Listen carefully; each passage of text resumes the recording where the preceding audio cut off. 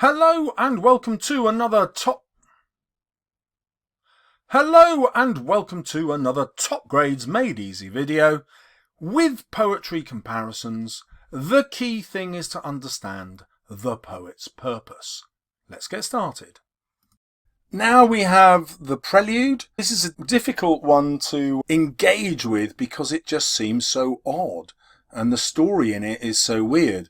I recommend that you watch my video on the Prelude. In fact, I think I've got a couple, in fact, maybe three, because it's a difficult one to get to. But as you can see, there are loads of purposes, so an easy poem to get the grade 7 and above in. One idea is to explore the power and deity in nature. And the idea that God can be found in nature is given a name. It's called pantheism.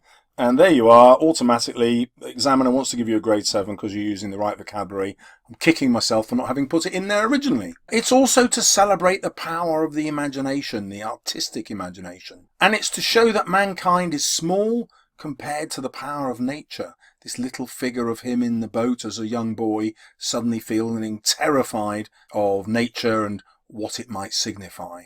It's a poem written to analyse the feelings and desires of a young man by dealing with them symbolically. So everything in this poem acts as a symbol of something else. To explore his feelings about sexuality and perhaps incest. This interpretation might shock you. You can ignore it if you're not interested in it, or go to my other videos if you're interested. To celebrate the power of poetry and to explore the importance of memory. So the key thing about the Prelude is it wasn't written by Wordsworth in order to be published. He kept it private for decades, worked on it, and after his death it was published posthumously. So there are lots of deep and private memories and private symbols in here, and lots of reasons why he didn't make it public, okay? So we've got a choice of two here. Well, I'm going to kind of ignore London because it's only got one comparison. So we're stuck with Storm on the Island. Storm on the Island is to celebrate the art of the poet in using extended metaphor.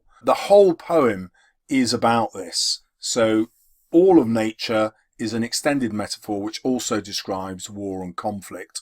This kind of poetic language and poetic skill is what Wordsworth intends to show off in the Prelude as well.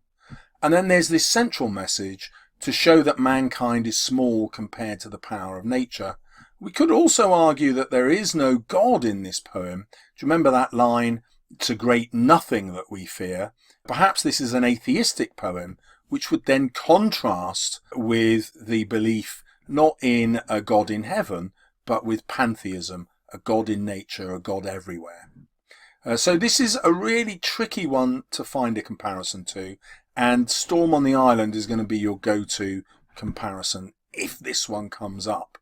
And because the Prelude is about finding personal freedom and following your desires and feelings, it deliberately gets rid of form. It isn't tied down with rhyme and meter and a strict syllable structure.